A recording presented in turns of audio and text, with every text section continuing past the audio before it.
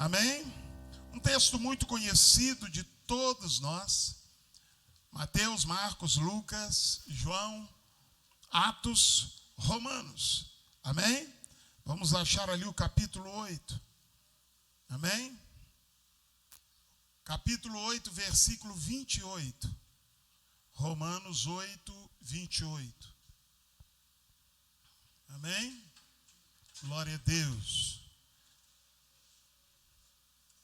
Quantos acharam? Diga amém. Diz assim a santa palavra de Deus: sabemos que todas as coisas cooperam para o bem daqueles que amam a Deus, daqueles que são chamados segundo o seu propósito. Amém?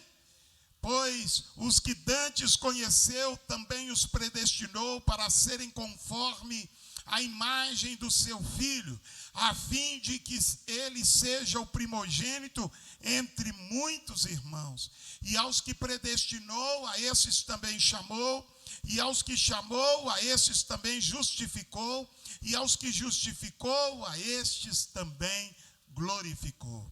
Repita comigo, por favor. Sabemos que todas as coisas cooperam para o bem daqueles que amam a Deus, daqueles que são chamados segundo o seu propósito. Você pode repetir de novo? Sabemos que todas as coisas cooperam para o bem daqueles que amam a Deus, daqueles que foram chamados segundo o seu propósito. Amém. Graças a Deus. Romanos 8, 28. Se assente, por favor. Não converse agora, celular no silencioso. Ouça a palavra. Irmãos, nós estamos numa sequência de mensagens que está girando em torno de um grande personagem bíblico que é José. Estamos no caminhar deste mês profético, que é a campanha profética do projeto de vida. Nosso propósito é incentivar a igreja a sonhar, a planejar, a arquitetar, a projetar, a olhar para o futuro e agir com fé, crendo que Deus pode nos abençoar em nome de Jesus no próximo ano.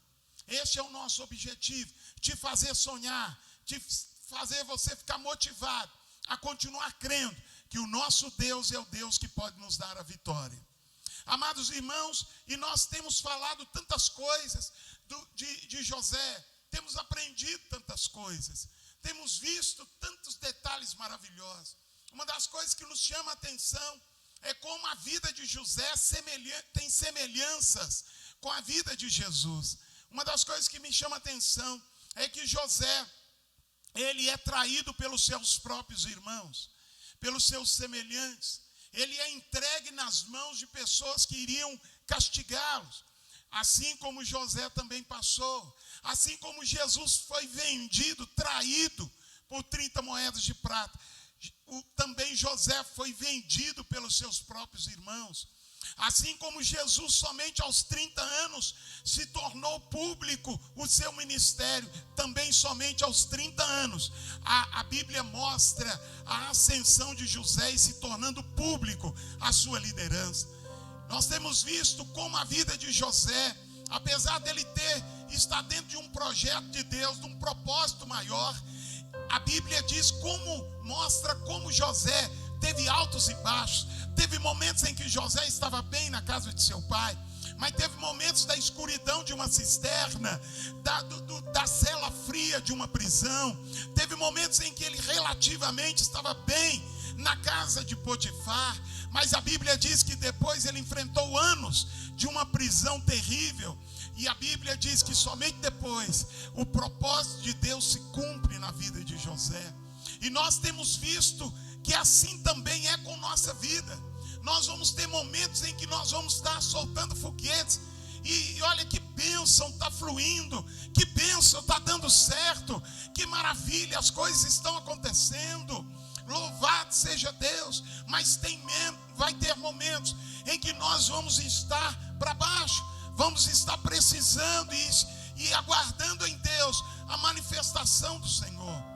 temos visto que duas coisas José teve ao longo deste período dos 17 aos 30 anos. Esse período de altos e baixos, José conservou duas coisas. A primeira coisa que José conservou foi a sua fé no seu Deus.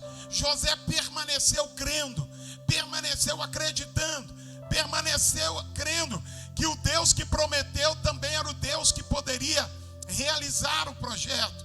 Ele continuou acreditando. Muitas vezes nós deixamos no meio de um processo, no meio da nossa caminhada, deixamos de crer. Nós começamos a duvidar da ação de Deus. Olha, não entendemos todo o processo, não entendemos tudo, os porquês, então nós preferimos desistir de acreditar. José continuou crendo, mesmo dentro da cela, mesmo no mercado de escravos, mesmo esquecido por anos. José decidiu crer. Que eu e você, independente da circunstância, nós possamos continuar crendo, continuar acreditando no Senhor. Amém, meu irmão? Não duvide. Amém? Continue crendo. Segunda coisa que a gente vê na vida de José é que José permaneceu obediente. Ele sabia que Deus estava conduzindo ele por momentos difíceis, mas Deus estava conduzindo ele. Então ele decide permanecer obedecendo. Irmãos, duas coisas que a gente precisa guardar no coração. Quando a gente não entender todo o processo, a gente não entende. Olha, eu sei o que Deus quer fazer, eu sei o que Deus prometeu, mas eu não sei por que Deus está permitindo isso. Se você não sabe e não entende, continue obedecendo. Olha, Deus, eu não sei, mas eu confio no Senhor, então eu estou caminhando e o Senhor estará me abençoando, eu sei disso. Irmão, permaneça crendo e permaneça na posição de obediência. Obedeça ao Senhor. Obedeça ao Senhor, sabe? Olha, a vida é uma grande escola, mas eu gosto de dizer que é uma escola que para o cristão é uma escola de Deus. É Deus ensinando a gente. É Deus ensinando os seus filhos a continuar crendo, a continuar acreditando. Amém, meu irmão? Não duvide, não duvide. Continue crendo, porque o Senhor é Deus poderoso. Amados, nós vimos aqui, amados, algo interessante neste texto que lemos.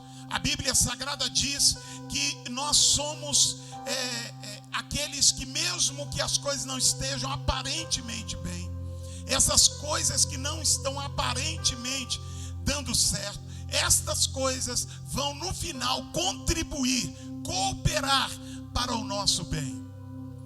Romanos 8, 28, o apóstolo Paulo está escrevendo que todas as coisas cooperam para o bem daqueles que amam a Deus. Paulo está escrevendo em meio a um tempo que ele está vivendo de grande luta.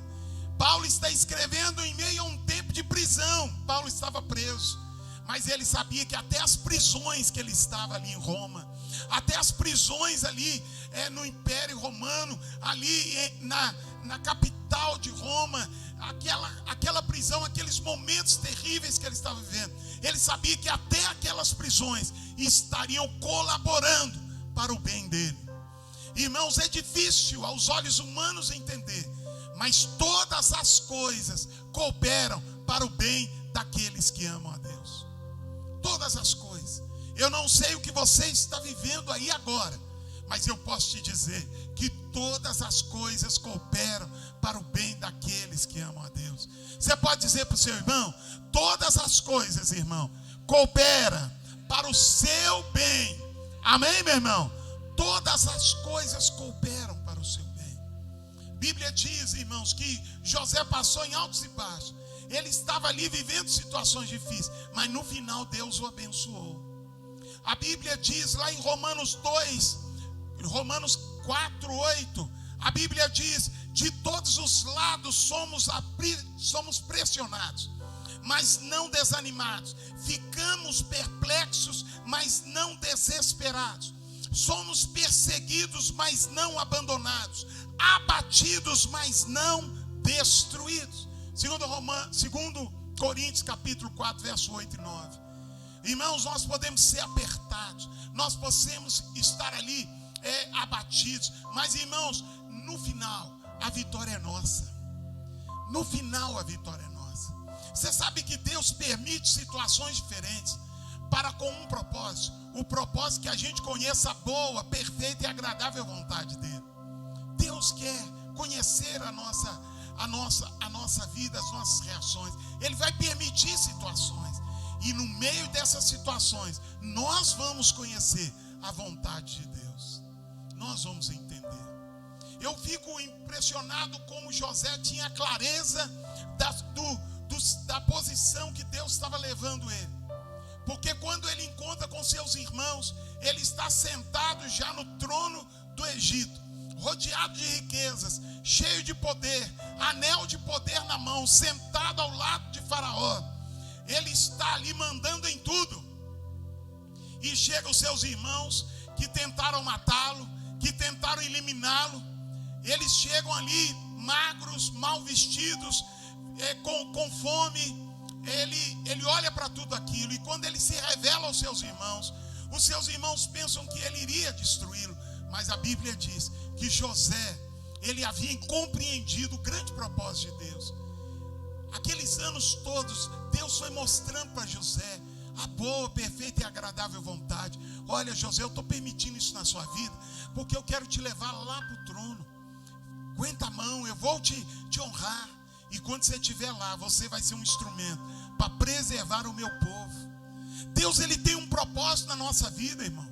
E olha, uma das coisas que nós devemos orar sempre é: Deus, revela a cada dia no meu coração o propósito do Senhor para a minha vida. Amém, meu irmão? Que Deus possa fazer isso em nós. Que Deus possa fazer isso em nós. Eu gostaria de falar aqui algo interessante sobre a vida de José. A Bíblia diz que no texto, lá onde o pai de José, quem era o pai de José? Quem era o pai de José? Jacó. Qual era o outro nome de Jacó? Israel. Israel, pai de José. Ele abençoa José. E nós, na primeira mensagem dessa série, nós falamos sobre a bênção que foi ministrada sobre José. Parece que o som está baixando, irmão? Ou é só eu aqui?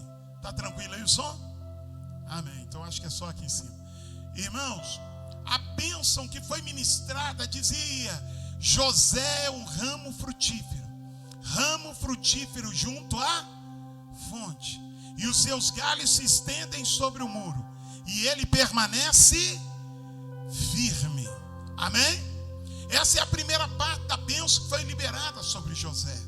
Irmãos, de fato, a bênção na vida de José foi como um ramo cheio de galhos que se estendem em todas as direções.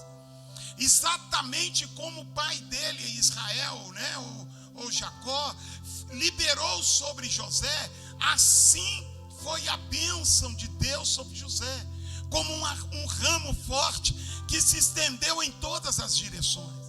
Irmãos, a bênção de Deus para a nossa vida, ela se estende em todas as direções. Deus não está interessado em abençoar somente uma área da nossa vida. Deus não está interessado em somente abençoar uma parte da sua vida. Mas Deus, ele quer e pode, ele é poderoso para abençoar todas as áreas da sua vida em nome de Jesus. Todas as áreas. Então muitas vezes nós achamos que Deus está interessado em abençoar uma área somente. Mas Deus, ele quer e pode abençoar todas as áreas. Diga, repita comigo, erga a sua mão cheia de fé e diga comigo: eu sou um ramo frutífero junto à fonte, e os meus galhos se estendem sobre os muros, e eu permaneço firme. Diga, e eu permaneço firme. Diga, graças a Deus.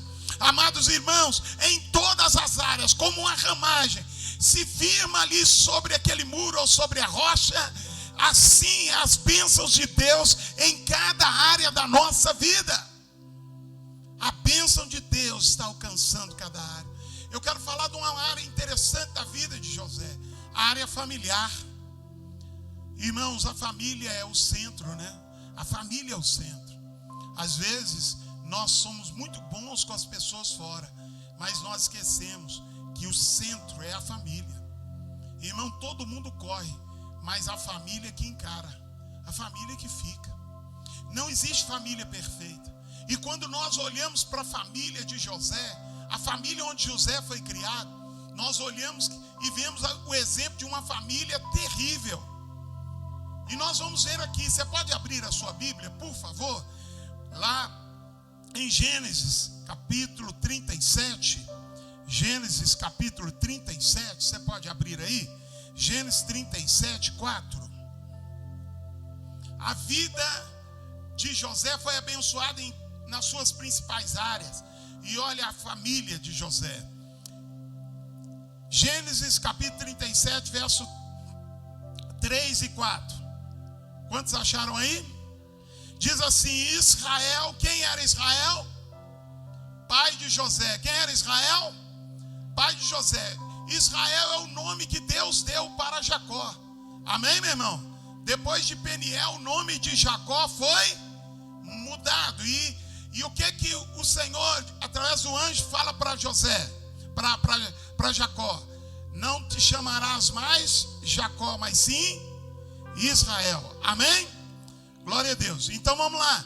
O verso 3 do capítulo 37 diz: Israel amava mais a José do que a todos os seus outros filhos, porque era o filho da sua velhice, e fez-lhe uma túnica de várias cores, ou uma túnica longa. Verso 4: vendo os seus irmãos que seu pai o amava mais do que a todos os outros filhos, o odiaram-no, e já não podia falar com ele pacificamente.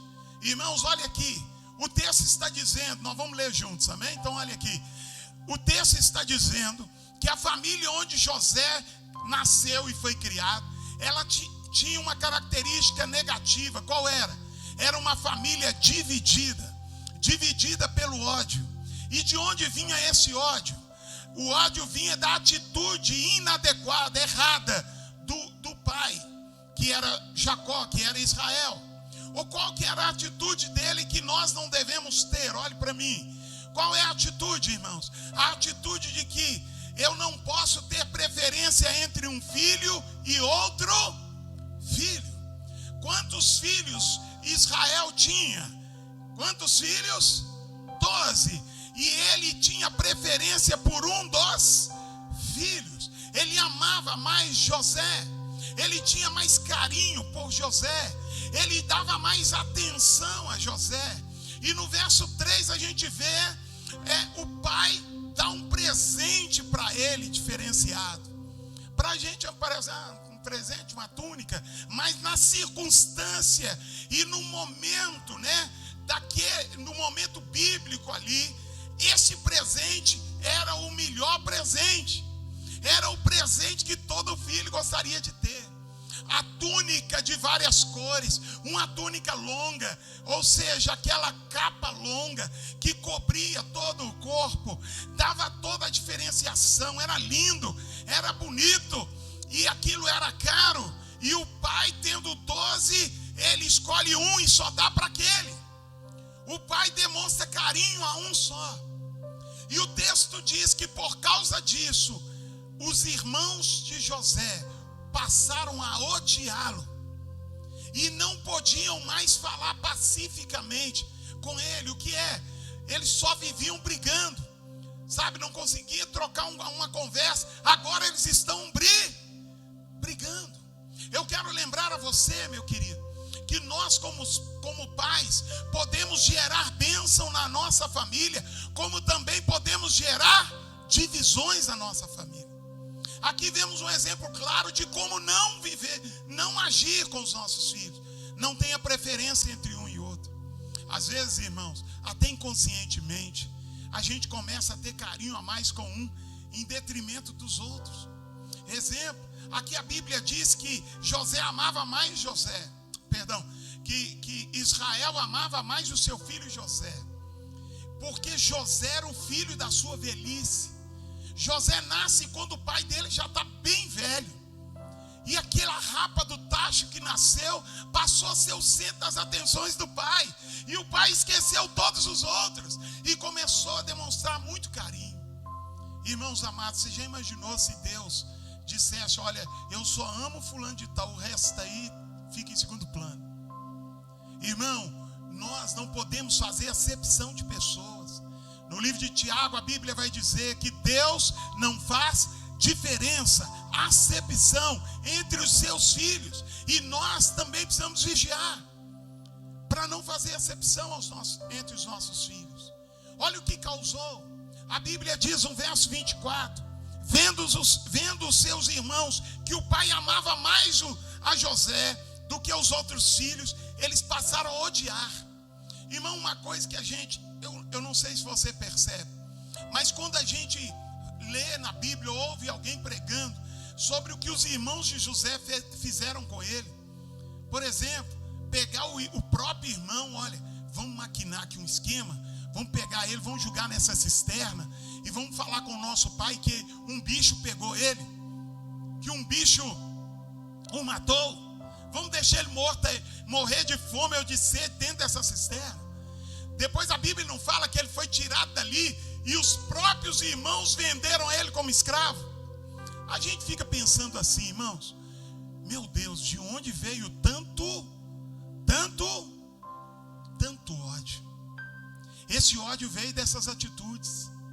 Às vezes, irmão, a nossa família se torna uma casa dividida.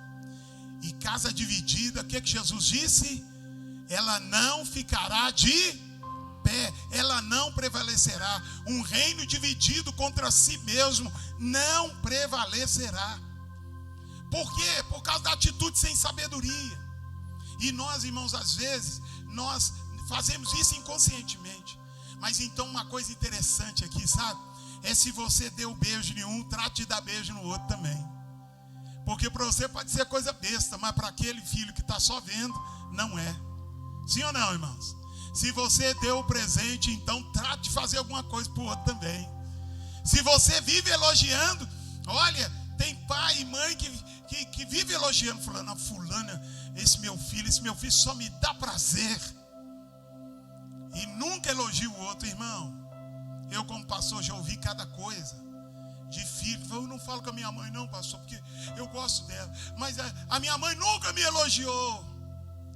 E eu não estou falando de menino de 10 anos, não, eu estou falando de homem velho.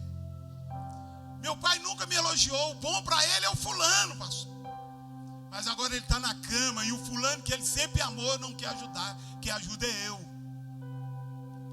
Mas pastor, ele nunca me deu um abraço. Às vezes aquele pai, ele está pensando: eu estou fazendo o melhor, mas ele não está vigiando. Ele está gerando algo no filho, e é algo ruim.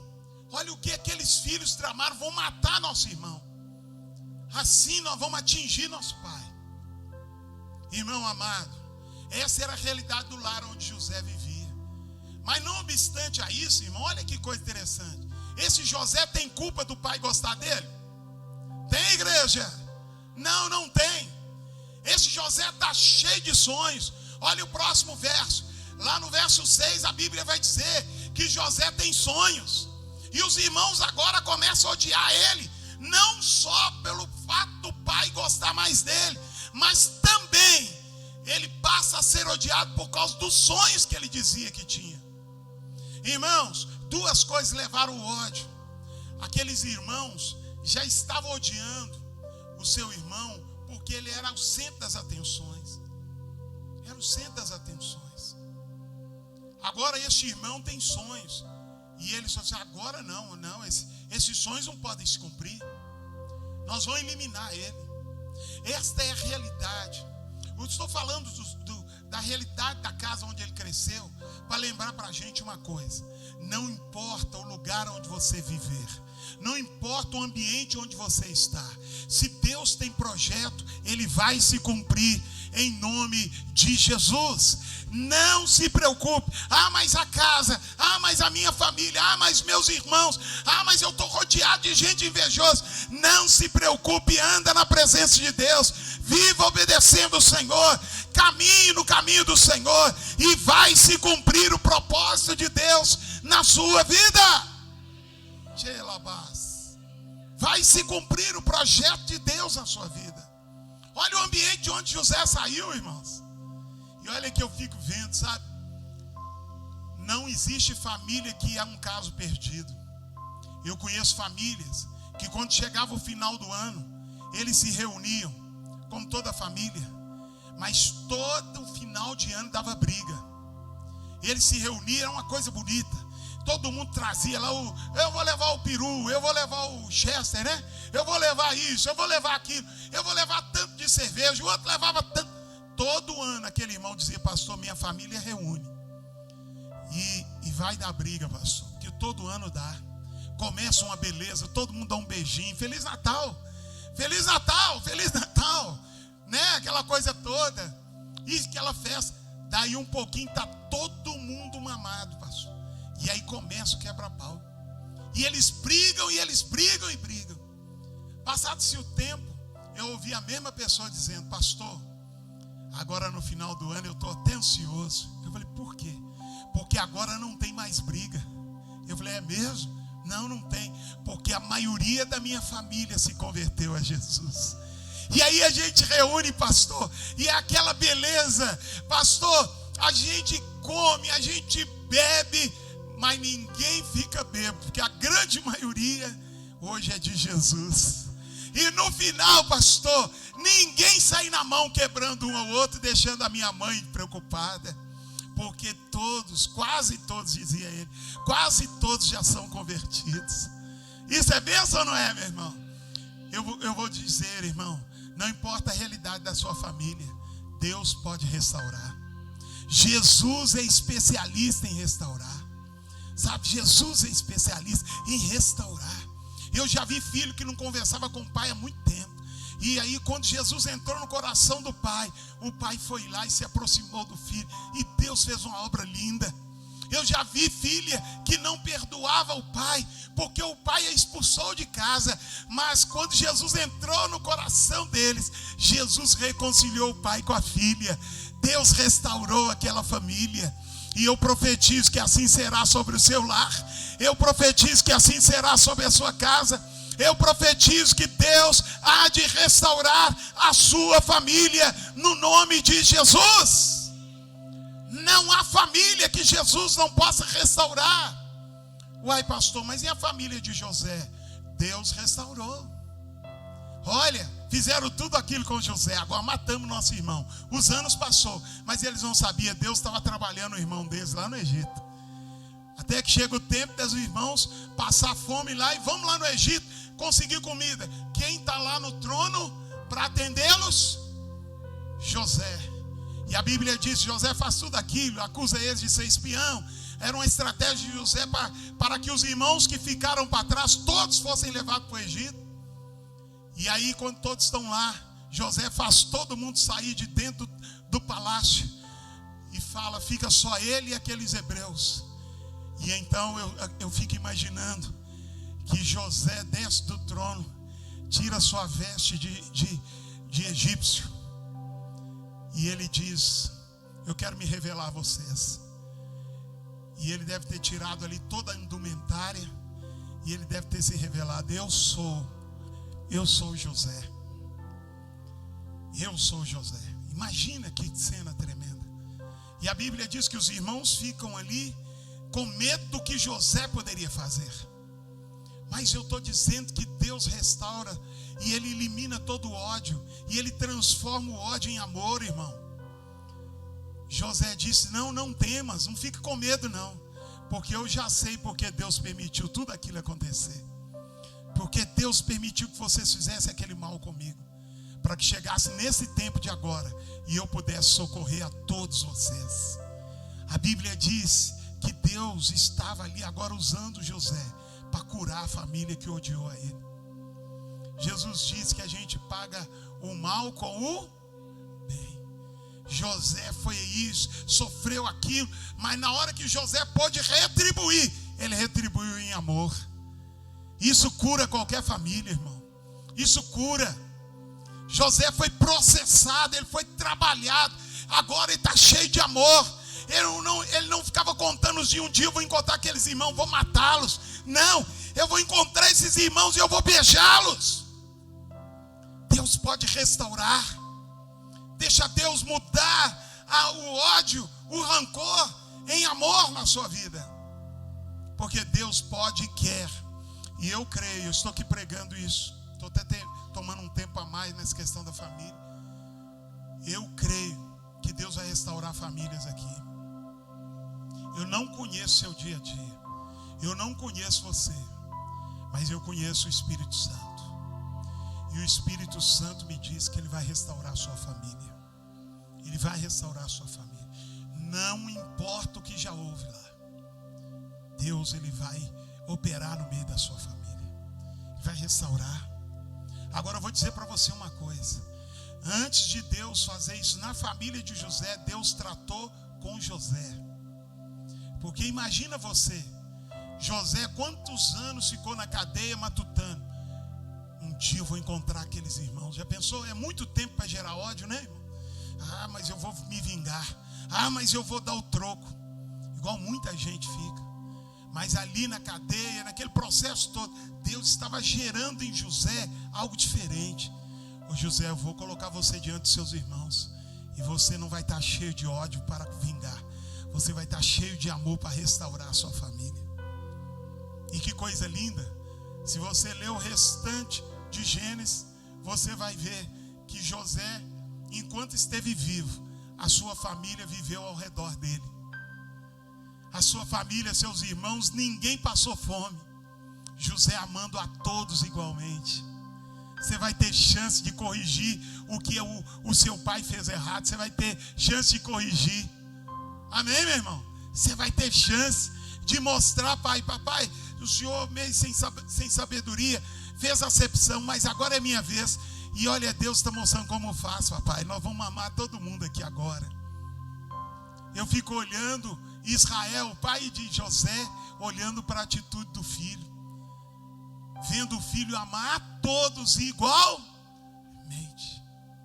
Então José podia ter tudo para ter dado errado, porque nasceu e foi criado numa família cheia de ódio.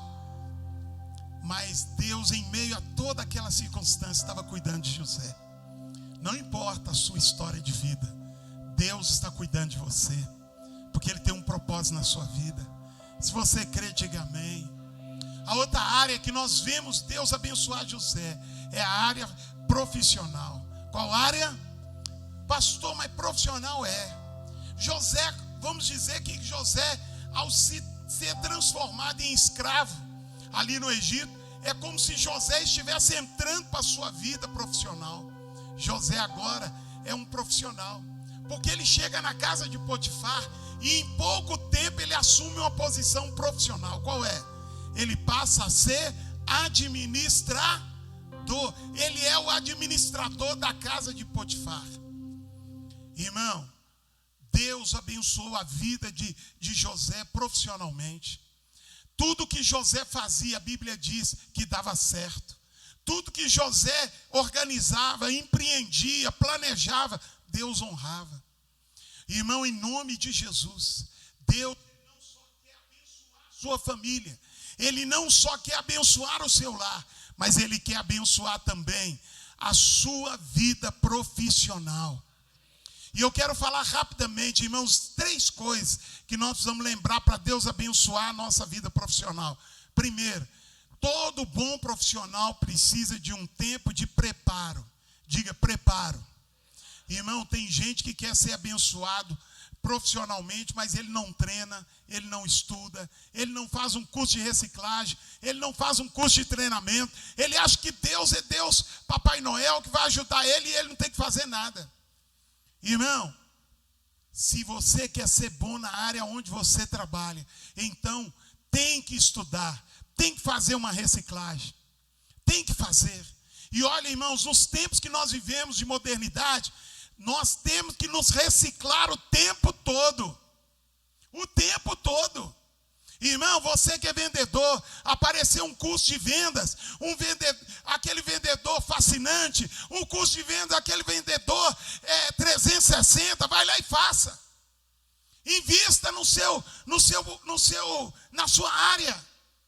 Então o tempo de preparo, ele é importante para o seu sucesso profissional. Olha, irmão, lembra que Deus, ele usa alguém, mas antes ele prepara? Sim ou não? Antes de Deus colocar na prateleira, antes de Deus colocar na vitrine, antes de Deus fazer aquele servo, a serva dele estourar, antes Deus esteve tratando ele. Nós vemos isso até na vida de José. Então há um tempo de preparo. Invista em treinamento, em preparo. Olha, eu estou bem preparado, por isso eu creio que Deus vai me abençoar. Amém, meu irmão? Segundo tempo, o tempo do descanso. Irmão, a gente acha que a vida é só trabalho, mas a gente precisa entender que para a gente estar bem, a gente precisa ter um bom descanso. Eu vou dar um exemplo meu. Há uns tempos atrás eu estava com muita dificuldade de dormir. Quem lembra, diga amém. Isso passou, diga glória a Deus. Irmão amado, e eu me lembro de vezes que eu cheguei aqui. Eu vou dar um exemplo específico. Um dia eu fiquei em casa e era sábado. Eu não saí, eu fiquei lá, anoiteceu, veio a madrugada, amanheceu e eu não dormi. Eu orei, eu fiquei andando pela casa fora, eu fiquei na janela, olhando para os vizinhos dormir, eu olhando os gatos em cima das casas dos outros, aquelas coisas, fiquei lá. Quando deu 5 e pouca, eu estava acordado, me ajeitei, arrumei e vim para a igreja, era domingo, oração das 6, estava aqui. Sem dormir. Aí nós tínhamos ainda 3 cultos. Aí terminou a oração das 6, 7 horas. Os irmãos que estavam orando comigo, eles foram embora. Eu fiquei aqui na igreja. Entrei para o escritório, fiquei sentado lá. Sem sono. Aí estou lá, esperando dar 7h30, 8 horas. Começam a chegar as pessoas para o culto das 8. E eu fiquei pensando assim, meu Deus, tem o culto das 8 ainda, tem o culto das 9h30, né? E depois tem o das 18. E eu ali acesão. Mas quando chegou no culto das 8, a minha voz não era a mesma. E nesse dia, nesse domingo, tinha no culto das 8 que consagrar uma criança. E eu tinha até esquecido. Aí eu vi a pessoa, não, hoje tem consagração de criança. Irmão, você pensa você num culto que você não vê a hora de terminar? Era eu naqueles cultos. Porque eu estava esgotado. Eu estava esgotado de várias noites sem sono. Pensa na mensagem terrível. Eu fico imaginando que vocês vão para o céu direto. Amém, Jesus? Para aguentar alguns tipos de mensagem que o pastor prega. Às vezes o pastor cansado. Ele pega a voz falhando. Sabe, irmãos? E aí quando terminou o culto das 8, eu sentei ali, peguei uma jarrinha de água gelada e estou tomando. Já estava sem voz. Aí esperei dar o outro culto, foi para o outro culto também. Sabe, irmão? Ai, meu Deus. Aí saí daqui, já fui embora. A Dona Maria até no dia ficou batendo papo demais. Eu já sentei no carro, falei, tem que ir embora. Por que eu estava assim, irmão? Porque eu não tinha tido um tempo para descansar. Muitas vezes Deus não nos abençoa profissionalmente. Eu estou dando meu exemplo, mas eu quero que você faça uma relação com a sua atitude. Às vezes a gente não é abençoado profissionalmente. Por quê? Porque falta oportunidade? Porque Deus não nos abençoou? Não, porque a gente não está em condições de assumir o que a gente tem que assumir. Às vezes a gente pode render mais, a gente não rende, porque não teve tempo de descanso. Sabe, um dos problemas que nós às vezes vemos, irmão, é que a gente dificilmente se desliga. Faz assim comigo. Tem hora que tem que desligar. Amém, irmão? Unplug, né? Tira lá da tomada, desliga. Tem que ficar em off, irmão. De vez em quando você tem que desligar. Sim ou não? Tem que desligar. Eu me lembro, já contei aos irmãos que um dia, há uns anos atrás, eu tive a oportunidade de ir lá na praia de Porto Seguro.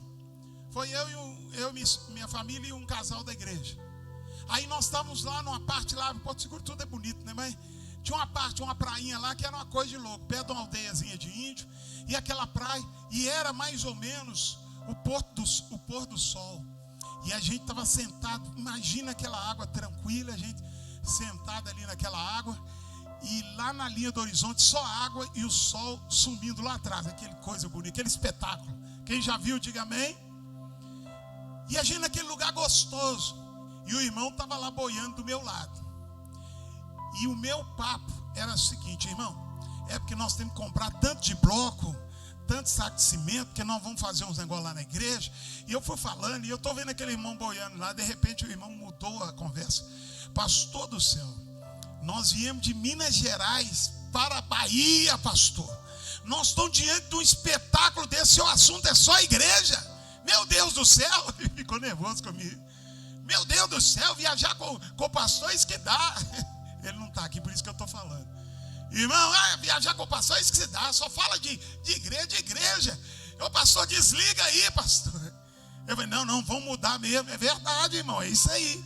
Glória a Jesus. Com a cara assim, latejando. Porque ele tinha razão. Às vezes a gente precisa desligar. E o bom profissional, ele entende, eu preciso desligar. Porque se eu não desligar, eu não descanso. Se eu não descansar, eu não vou fazer bem. Sim ou não? Não vai fazer bem.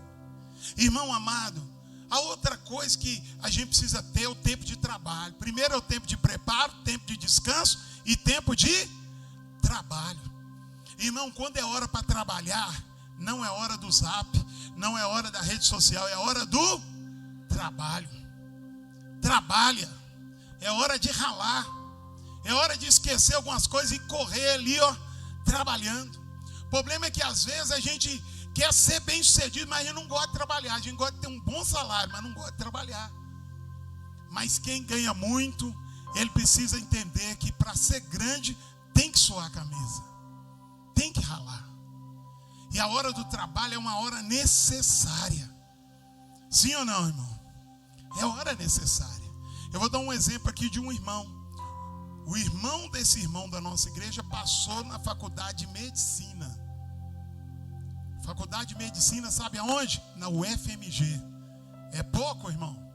É pouco ou não? Não é não, né? UFMG, medicina, irmão, sei lá quantos por vaga.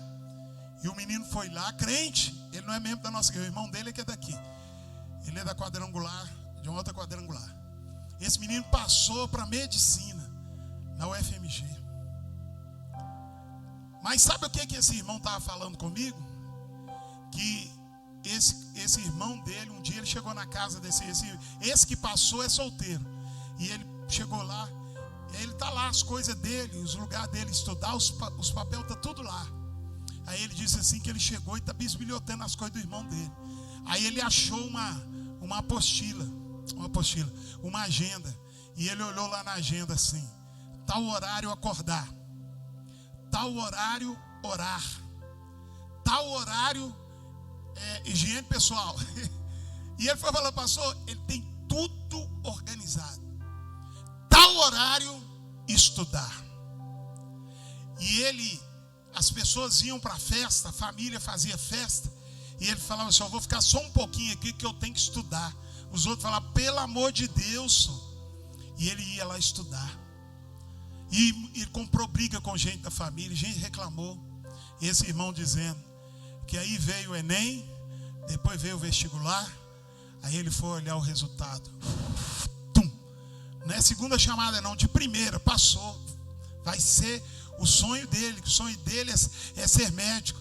Vai formar numa das maiores universidades da América Latina, o UFMG. Amém, meu irmão? Curso gratuito. Amém? Vamos dar uma salva de palmas para Jesus? Então tem hora, irmão, tem hora que você tem que determinar, não, agora eu vou trabalhar. Não, agora é hora de eu me preparar. Agora é hora de eu descansar. Quem está entendendo? Última área que eu quero ministrar, falar, e nós vamos orar e terminar. Irmãos, a última área que nós vemos aqui é a área espiritual. Irmãos, você vai escrever seu projeto de vida, domingo nós vamos pôr no altar. Mas eu vou te falar uma coisa, como que está a sua vida espiritual? A gente olha a vida de José, e José era um homem de fé.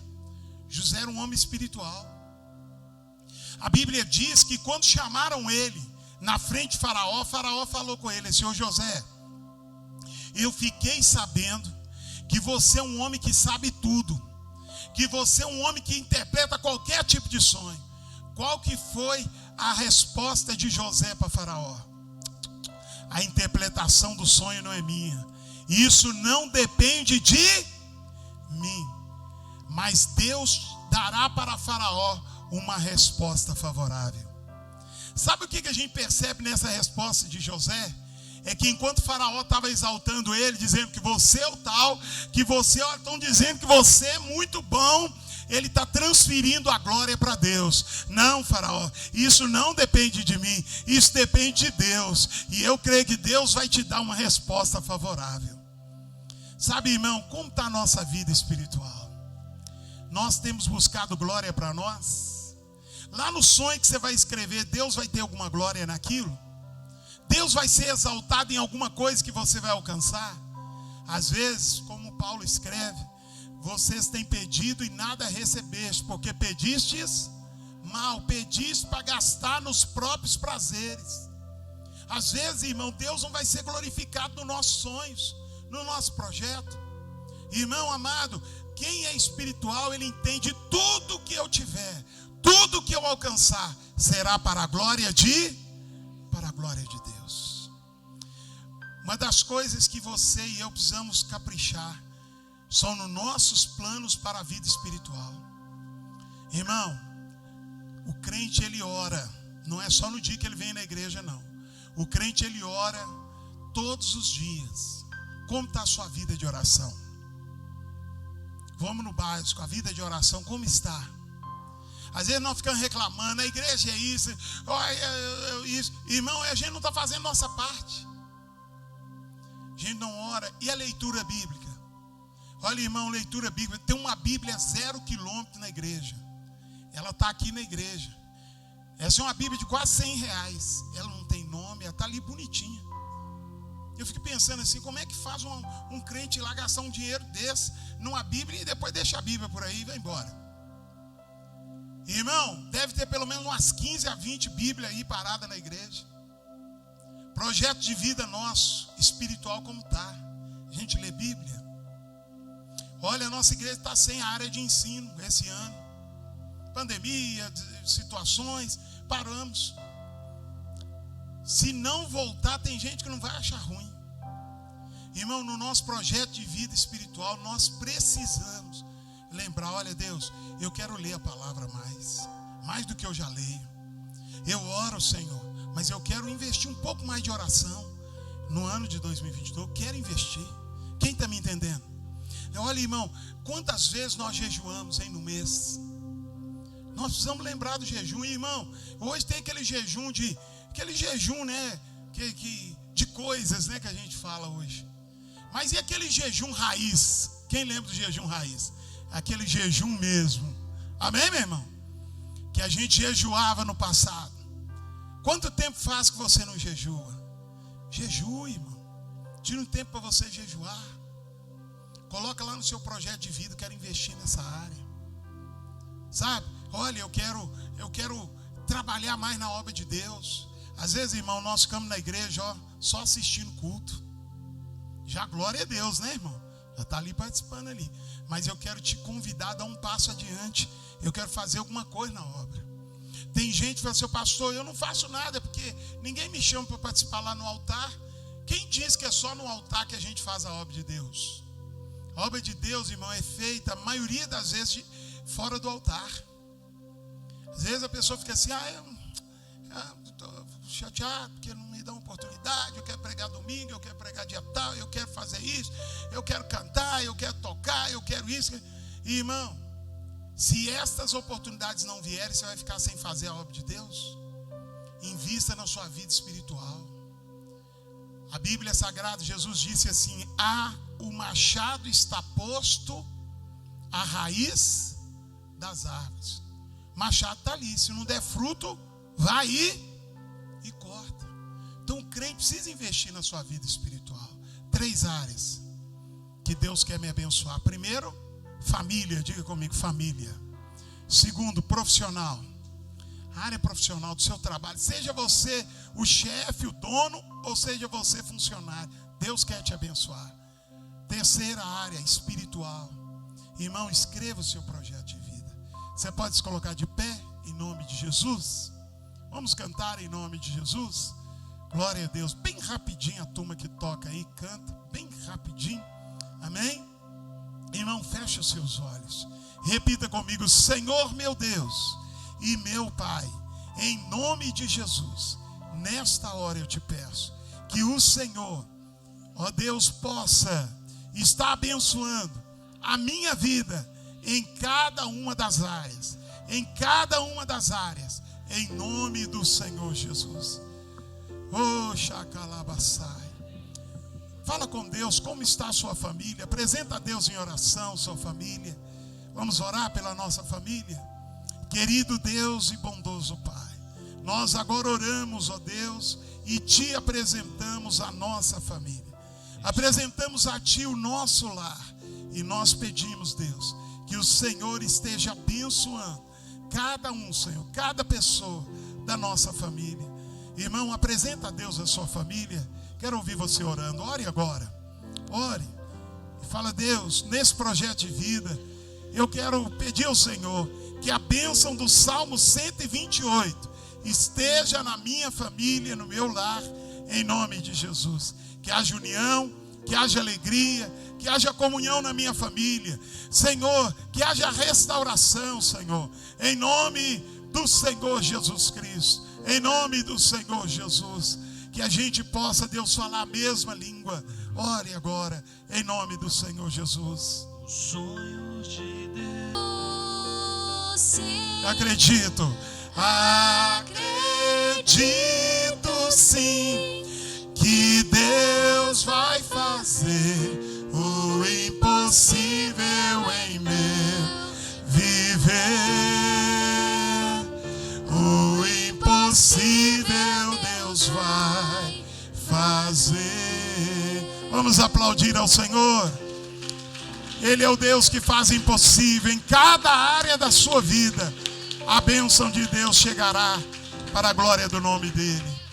Por favor, se assente no seu lugar, em nome de Jesus. Meus irmãos, eu quero terminar este culto e eu quero antes dizer algo importante a todos. No próximo domingo nós vamos estar colocando no altar os nossos sonhos e os nossos projetos. Então eu quero desafiar você na sua fé. E eu quero falar uma coisa que eu quero que você medite no que eu vou falar aqui. Toda vez que alguém vai ir para o altar, toda vez que alguém vai colocar os seus sonhos, existe um demônio que é o demônio do medo. Este demônio do medo trabalha na incredulidade, traz incredulidade ao coração das pessoas. E a pessoa passa a não crer que de fato Deus pode abençoá-la. E a pessoa começa a pensar assim: será que Deus vai abençoar mesmo? Será que se eu colocar os meus sonhos e buscar e obedecer e crer, será que Deus vai abençoar? E muitas vezes a pessoa, por medo de não dar certo, de Deus não abençoar, ela deixa de vir ao altar. Irmão, eu desafio você na sua fé. Neste domingo, venha ao altar. Um dos medos que o diabo coloca é o medo de que você vai confiar e Deus vai falhar. Eu vou dizer a você: Deus jamais falhou, Deus jamais falhará. Jesus não falha, o Espírito Santo não falha. Coloque os seus sonhos no altar. Coloque os seus sonhos no altar. Irmão, eu quero dizer que outra área o diabo coloca medo, o medo de ofertar. A pessoa fica com medo de consagrar a sua oferta, principalmente quando é uma oferta especial. Tem gente aí com medo. Tem gente, se eu ofertar, será que vai faltar? Eu acho que vai faltar para mim. Irmão, não vai faltar. Eu tenho certeza do que eu estou falando. Não vai faltar. Muitas vezes nós queremos uma experiência com Deus nessa área. Mas se a gente tiver medo, a gente nunca vai ter essa experiência. Nós nunca vamos ter. Nós sempre vamos ficar com o coração amarrado, medroso. Não, Deus não vai agir. Deus é o Deus que é fiel. A Bíblia diz assim: ainda que a mulher se esquecer do filho que ela amamenta, eu, contudo, não esquecerei de vós.